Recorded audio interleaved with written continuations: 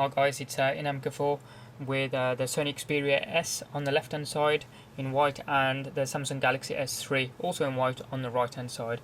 So what we're going to be doing in this video is going to be a quick boot up, a boot down and a couple of benchmarks just to see how these devices compare. So we'll go ahead and just switch these on to begin with. There we go. Both are now on. We'll see which one gets to a workable home screen first.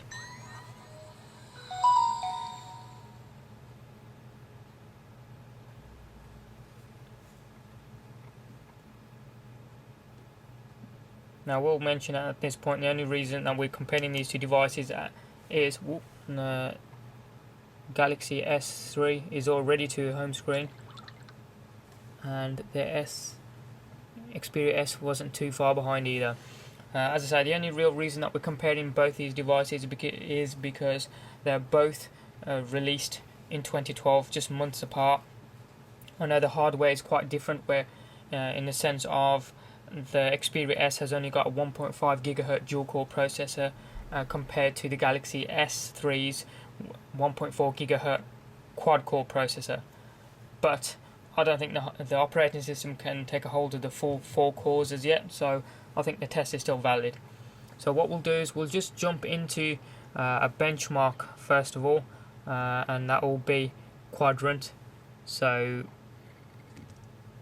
we'll get that going on both together at the same time.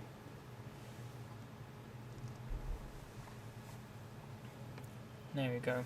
Let's see if we can zoom in a little bit there, just so you can see what's going on. Now, both devices bought a HD screen, and the Sony Xperia S being a 4.3 inch screen compared to the 4.8 of the Galaxy S3.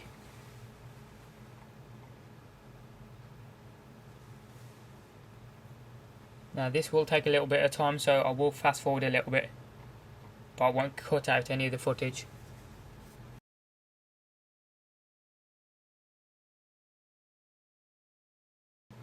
Now you can see the Galaxy S3 is already finished. I'm just going to say yes to that.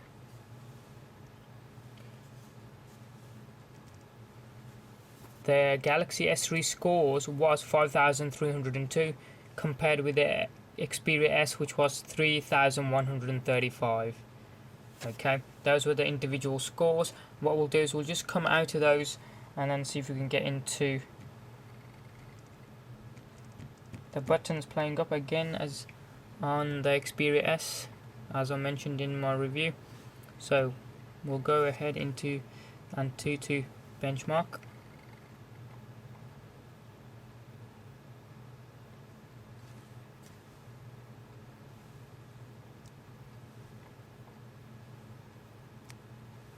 We'll get that test going as well. Again, I'm not going to cut any of the footage out.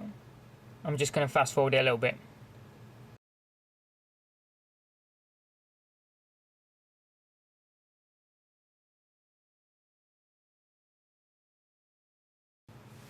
Right, as you saw there, the Samsung Galaxy S3 finished a couple of minutes ahead of the Sony Xperia S, which had a score of 6,072 against the Galaxy S3's 12,137. If we go over the CPU specs, Xperia S was 2,691, Galaxy S3 7,251. The GPU score on the Xperia S 1,545, GPU on the Galaxy S3 1,547. Ooh, that's a surprise, only 2 more than Sony Xperia S. The RAM on the Xperia S 1,265 against the Galaxy S3 of 2,556. Input-output data transfer to the card, Sony Xperia S 571, Galaxy S3 783. There you go. That's been the benchmarking between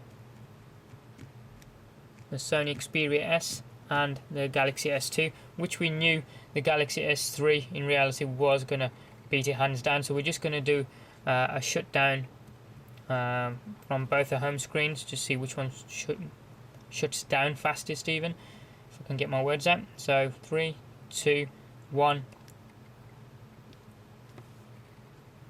We'll do a power off.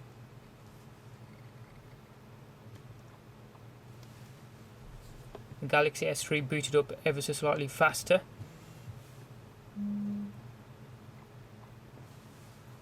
I think the Xperia S had that one ever so slightly, but they were both very quick. I think the Xperia S just had it ever so slightly where it vibrated and the home buttons were still on the Galaxy S3. That's been a quick look at the benchmarking boot ups and boot downs, or should I say shutdowns, between these two smartphones. I know that the hardware wise they're a world apart, but this is just for the sake of comparing the latest smartphone by Samsung to the latest release from Sony. So I know that the Galaxy S3 was going to win outright. It's just a case of looking at by how much. Any questions or comments, hit them up below. Hit subscribe from a button up top there. It doesn't cost you anything and it's free. Thanks for watching. Have a good day and goodbye.